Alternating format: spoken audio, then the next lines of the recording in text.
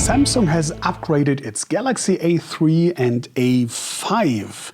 These are the 2016 edition, looking like, almost like the S6, I guess, with that glass backside. Here, that metal frame around there, very classy, looking great. And by the way, maybe in case you would see here in this video that this black backside here, you see every single fingerprint, and if you like the white one, I would suggest to go for this one, because here you do not see almost anything of these fingerprints, but of course you have to like the colors. In this video I will show you the differences in between both of them compared to the predecessors, and I have the battery runtime test results for you coming at the end of this video. But now let's start with the display, because both have a bigger display, 0.2 inch compared to the predecessors. So we are now here at 4.7 inch instead of 4.5, and this one, or 121 millimeters in diagonal, and this one instead of 5, we're now at 5.2 inch or 132 millimeters. So way bigger than the predecessor, and especially the resolution has built up here from 720p to full HD. So we're coming here to 424 ppi or 278 pixels per square millimeter. So almost double the density than the predecessor. And the same goes for this one here. We're now here at 720p coming to 310 ppi or 148 pixels per square millimeter coming from 92. So this is almost better than or way better than the predecessor, but you see the differences here. A little bit bigger, the texts over here, and a lot sharper, of course, and you see the differences. But both are okay, and especially don't forget that this one is a total other league of ergonomical haptics, because you have here just 65 millimeters in width, and so the thumb has no problem to reach the opposite end of the display. So just the one-handed managing of the display here is way easier with that, and I find personally 4.7 inch totally enough for everything you do if you do not have just almost presentations or multimedia. For me, this would be way enough, but on other hands, 5.2 inch, this is the average at the moment, but here we have 71 millimeters. So as you can see here, thumb has to go way up there, and in case you do so, you have the problem that your knuckle or your hand is going down here. So it's a little bit problematical already here to use this big one with just one thumb, one finger, that you have should in mind. But on the other hand, the A5 has way more on board than the A3. For example, down this manual home button here, you have a fingerprint sensor now, only on the A5, not on the A3.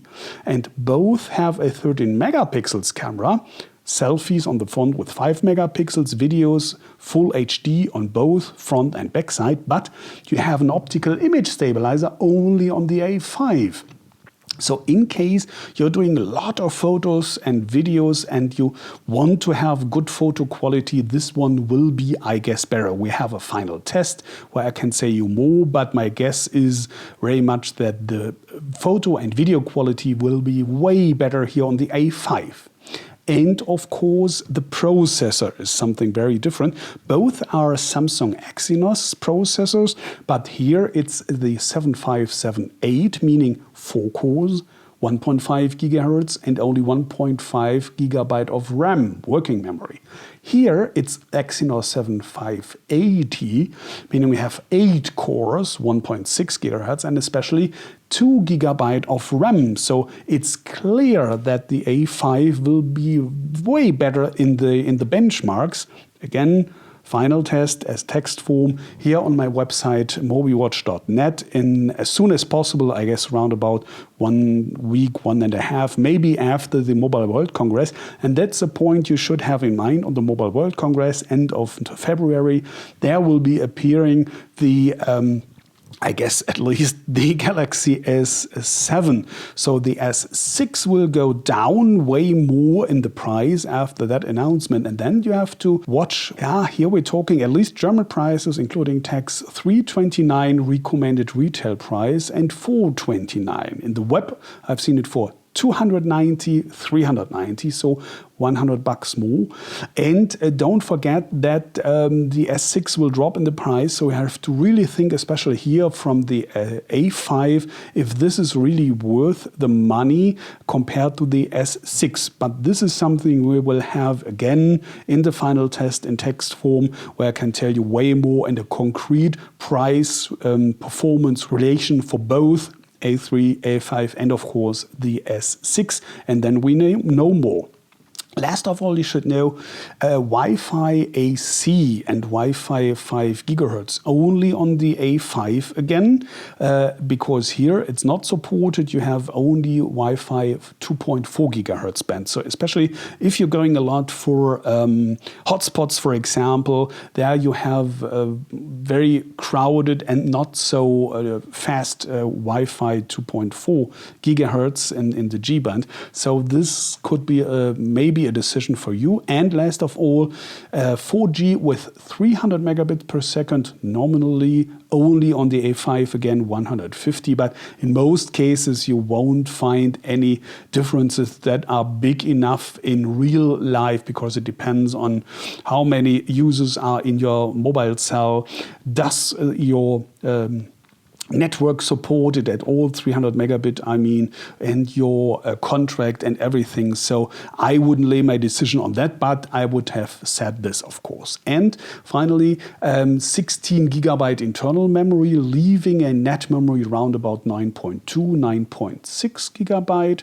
And especially you have that expandable memory here, a micro SD card. So no nonsense like on other Samsung phones. I knew that it's not Apple, they can't do that. But now finally here you have that micro SD slot. That could be a decision compared to the S6, but we have again see that in the test, but I wanted to say this here. And now coming to the battery results of the runtime tests.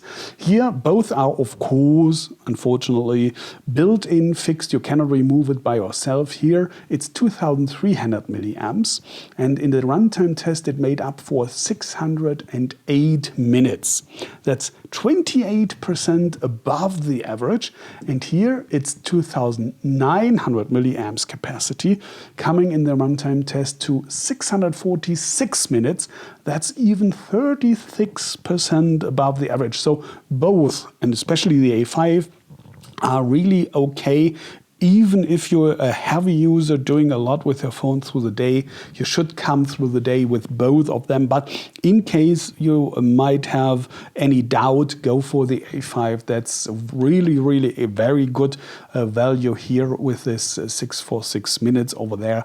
36% above the average again, and quick charge both. But I have detected that here we have a battery charge of 1.55 amps and here of 2 amps. So maybe it's going a little bit quicker here on the A5, but again, something for the final test.